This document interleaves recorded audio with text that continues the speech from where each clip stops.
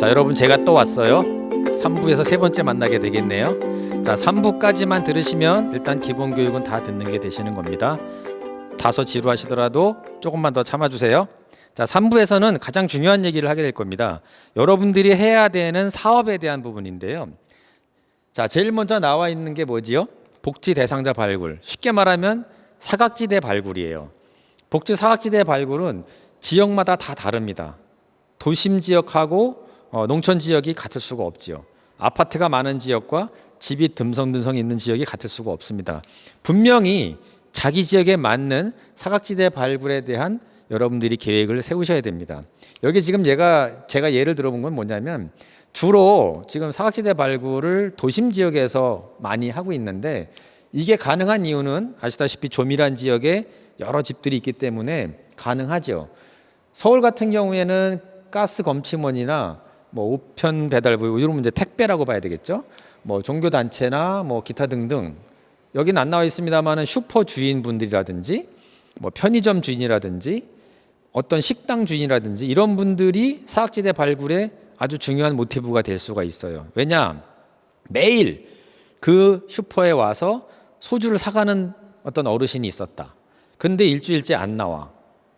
그렇다면 그 슈퍼에 계신 분이 읍면동 보장협의체 위원과 컨택이 됐을 때 그분이 이상해요. 일주일째 지금 나오질 않아요. 라는 정보를 주고받을 수가 있다는 겁니다. 여러분들을 위한 훌륭한 자원이 될 수 있다는 거죠.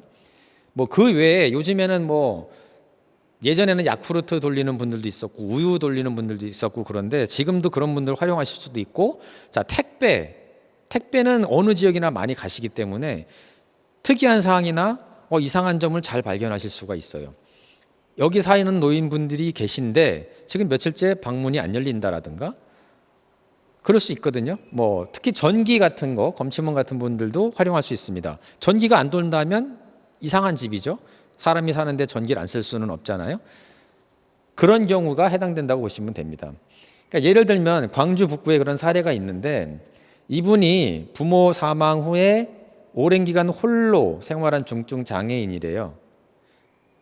노숙 생활을 하기 때문에 동사 위험도 있었다고 합니다. 자, 이런 경우에 사례를 잡아서 입원해서 치료를 했다라는 얘기입니다. 자, 여러분들 지역에서 지금 제가 말씀드린 것처럼 어떠한 이상 징후가 보이더라. 맨날 나오던 분인데 안 나온다든지 전기를 쓰지 않는다든지 그 집에 방문하는 사람이 전혀 없다라든지 문이 계속 걸어 잠겨져 있다라든지 이런 경우를 봤을 때 여러분들이 이상하다고 생각하시고 방문하셔서 여기 광주처럼 동사하기 전에 일 터지기 전에 발굴을 해주셔야 된다는 겁니다. 가장 중요한 기능이에요. 자, 이 기능을 위해서 시협의체에서 교육할 때 한번 말씀드렸는데 자, 우리 내일부터 사각지대 발굴하러 나가요. 자, 이런 거는 굉장히 현실성이 없어요. 수행 능력이 떨어집니다. 자, 그럼 어떻게 될까요? 섹타를 나눠서 아까처럼 분과를 나누든지 위원분들을 2분, 3분 정해서 일주일에 한 번 정도 모니터링 할 수 있게 이렇게 구체적인 계획을 짜주셔야 됩니다. 자, 이렇게 짜주지 않았을 때는 당연히 누가 가야 된다라는 것도 잘 알 수가 없고 책임 소재도 불분명하기 때문에 여러분들이 다소 번거롭더라도 그 계획을 반드시 짜셔야 된다라는 점. 자, 다음 사업에 대해서 알아보겠습니다. 자, 다음 사업은 바로 지역 자원 발굴이에요. 자, 어떤 집에 홀로 계신 어르신이 있는데 몸도 못 쓰고 당장 병원에 입원시켜 드려야 되고 보니까 천정이 무너져서 비가 새고 막 이런 분이에요. 자, 어떻게 됩니까? 의료비 마련해야죠. 집수리 해드려야죠. 자, 이걸 어떻게 하겠어요? 여러분들이 주머니에서 있는 돈을 모아서 십시일반 거두실 거예요? 그건 안 된다는 얘기예요. 그렇게 해서는 감당이 안 됩니다. 당연히 지역에서 이런 분들을 도와줄 수 있는 사람, 단체, 조직, 뭐 기업 발굴을 하셔야 된다라는 겁니다. 여기 보면은 뭐 식당이나 안경점, 제과점 이렇게 나와 있는데 자, 시골 지역에 이런 게 없을 수 있죠. 당연히 소읍 같은 경우 아니면 뭐 포천동, 소읍, 선단동이 아니라면 이런 점포가 별로 많지는 않을 겁니다. 그런데 이게 아니어도 지역에 있는 뭐 공장, 기업도 괜찮고요. 독지가도 괜찮습니다. 뭐 부녀회가 될 수도 있어요. 자원을 평소에 발굴을 하셔야 됩니다. 자, 이분이 당장 지금 뭐 자식하고 연락을 하고 싶은데 휴대폰도 없어요라고 했을 때 휴대폰 가게 사장님하고 친하다면 뭐 효도폰 같은 거 싼 거 하나 구입할 수도 있겠죠. 자, 이런 게 하나의 예가 될 수 있습니다. 조금 전에 말씀드린 복지사각지대 발굴처럼 자원 발굴도 효과적으로 하셔야 돼요. 리스트업을 해야 됩니다. 어느 기업이 뭘 줬다, 뭐 양말을 줬다, 어느 단체에서 반찬을 줬다, 이거를 쭉 적으셔야 됩니다.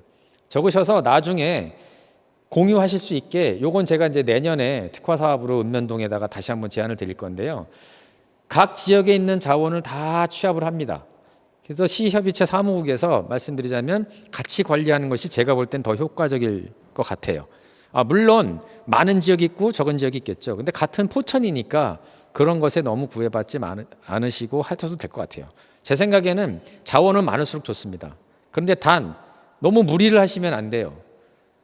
지난달에 이미 후원을 하셨는데 이번 달에 가서도 또 한다라고 하면 당연히 그쪽에서는 부담을 느낄 수 있습니다. 자, 이런 점은 여러분들이 요령껏 하셔야 된다는 거고요. 자, 다음을 보겠습니다. 뭐 여기 지금 같은 얘기예요. 성동구에서 했던 건데 여기는 아예 자원 발굴을 할 수 있는 바자회 같은 거를 했습니다. 그러니까 공유데이라고 해서 어떤 한 날을 잡아서 관내 미용실이나 음식점, 한의원, 정육점 등에서 자기가 가지고 있는 물건을 이렇게 내놓는 거죠. 지역의 어려운 분들을 위해서. 이런 형태로 각 지역에서 하는 걸 특화 사업으로 저는 추천해드리고 싶습니다. 뭐 5일장 하는데 같이 가셔서 어떤 기부 형태의 행사를 하실 수도 있고요. 자, 이런 거를 말씀드린 겁니다. 자, 다음 사업을 한번 보겠습니다. 지역사회 보호체계 구축 및 운영이라는 것이 있습니다. 이건 뭐냐면 조금 전에 제가 사전에 미리 일 터지기 전에 해야 된다라는 말씀을 드렸는데 바로 그런 방안에서 본 거라고 보면 돼요. 그러니까 이게 뭐냐면은 우리 지역은 유난히 노인이 많더라. 우리 지역에는 조선 가정이 많더라. 외국에서 이주 온 분들이 많더라라고 한다면 여러분들이 모이셔서 거기에 대한 얘기를 하셔야 돼요. 어떻게 하면 우리 지역의 많은 노인을 보다 효과적으로 체계적으로 관리할 수 있을까? 자, 이것이 바로 지역사회 보호 체계의 구축이에요. 자, 우리 지역에는 유난히 조선 가정이 많고 우리 지역에는 유난히 청소년 소녀 가장이 많더라. 자, 그럼 어떻게 되겠습니까?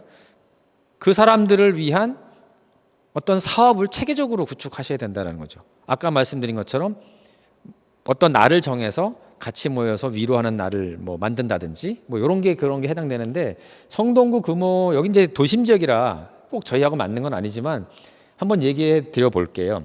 초등학교 봉사 동아리랑 연계해서 이런 사업을 했대요. 그러니까 이게 뭐냐면 관내에 있는 지금 코로나 때문에 아마 더 힘드실 거예요. 관내 독거 어르신들 같은 경우는 사람을 만나는 것이 가장 큰 위로고 행복이에요. 근데 지금 만나지 못하잖아요. 그렇다고 해서 여러 위원님들이 자기 생계를 팽개치고 집집마다 다니면서 상담을 할 수는 없습니다. 그러니까 할 수 있는 능력이 있는 초등학교의 봉사 동아리를 연계한 거죠.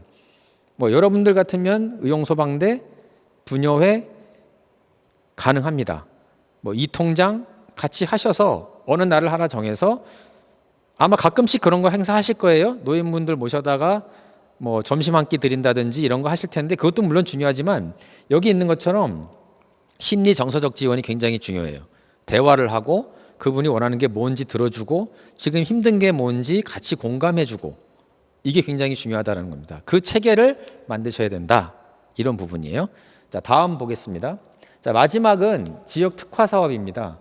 지역 특화 사업은 그 지역에 맞는 사업을 하나 잡아서 보장협의체의 기능을 좀 더 많이 상승시킬 수 있는 사업을 말하는 건데 예를 들면 충남 서천에서는 농어촌 버스가 운행되지 않는 그 어떤 시골 지역이었겠죠. 승강장까지 40분이나 걸어야 되는데 이걸 어떻게 하면 이용을 편리하게 할까 해서 지역에 있는 택시를 좀 같이 이용하는 방법을 택했다고 합니다. 그러니까 택시를 타는데 택시비의 일부를 지원을 해주는 방법을 찾은 거죠. 이 바우처 사업을 하기 위해서는 당연히 재원이 필요해요. 예산이 필요합니다. 그러니까 지역 특화 사업은 대부분의 경우 예산을 수반하는 경우가 많아요. 자, 내가 우리 지역에서 조선 가정인 애들을 모아서 관광을 한번 가고 싶습니다. 우리는 그걸 지역 특화 사업으로 하겠습니다라고 하면 어떻게 해야 돼요? 예산이 수반이 돼야 되죠. 자, 이래서 지역 특화 사업은 여러분들이 짜실 때 기획을 한 다음에 시협의체로 반드시 통보를 해주셔야 됩니다. 그래서 대표협의체에서 심의를 봐야 돼요. 심의가 됐을 때는 예산 지원은 물론이고 인적인 지원이나 조직적인 지원도 가능합니다. 그러니까 돈 없다고 안 하겠다 하지 마시고 얼마든지 가능하니까 지역 특화 사업을 구성해 보시는 것도 괜찮습니다. 단 지역 특화 사업은 예산이 수반되는 경우가 많기 때문에 욕구조사, 그러니까 이걸 왜 하는지, 정말 필요한지, 그 다음에 의제를 설정해야 돼요. 아까 말씀드린 것처럼 뭐 관광을 하루 데리고 가겠다라고 했을 때 어디로 갈 건지, 어떤 사람을 대상으로 할 건지, 자 이런 거 정해야 되고요. 어떻게 갈 건지, 자 버스는 어떻게 구할 것이며 갈 때 뭘 먹어야 되잖아요. 자 이런 건 어떻게 할 건지 대상자 선정한 다음에 반드시 요걸 해야 돼요. 평가 환류. 뭐냐? 하고 났더니 만족도가 좋아졌다. 이 사업을 하고 났더니 노인분들이 삶의 질이 올라갔다라고 하더라. 라는 그 평가가 반드시 있어야 된다는 점입니다. 자, 이 부분은 우리 지역에서 아직 특화 사업을 제대로 해보지 않아서 어느 지역에서 어떻게 했다라는 지금 사례는 없습니다만 사실 올해 하려고 그랬어요. 근데 이제 여러 가지 여건상 못했으니까 내년에는 여러분들하고 저하고 한번 특화 사업을 해보는 방향으로 마음을 굳게 한번 먹어보시기 바랍니다. 자, 지금까지 간단하게 여러분들께 교육을 해드렸는데요. 크게 보면 시협의체와 여러분들과 관계, 읍면동 협의체가 왜 생겼는지, 연역에 대한 문제, 그 다음에 여러분들이 하셔야 될 일에 대한 부분, 이렇게 세 가지로 말씀을 드렸습니다. 각 지역에서 사업을 수행하는 게 쉽지 않으실 거예요. 그리고 여러분들이 가장 어렵게 느끼시는 거 뭔지 압니다. 회의도 잘 안 되고 해야 될 일이 뭔지도 잘 모르고 이런 상황에서 뭘 해야 된다라고 하니까 압박감을 가지실 수도 있어요. 근데 하나씩 풀어나가다 보면 분명히 좋은 사업, 좋은 결과 나올 거라고 저는 생각합니다. 자, 지금까지 교육 받으시느라고 고생 많으셨고요. 온라인으로 평가하실 때 지금 제가 드린 거에서 아주 쉽게 낼 테니까 꼭들 다 보셔서 수료증 받으시기 바랍니다. 다음 심화교육 때 또 만나 뵙도록 하겠습니다. 감사합니다.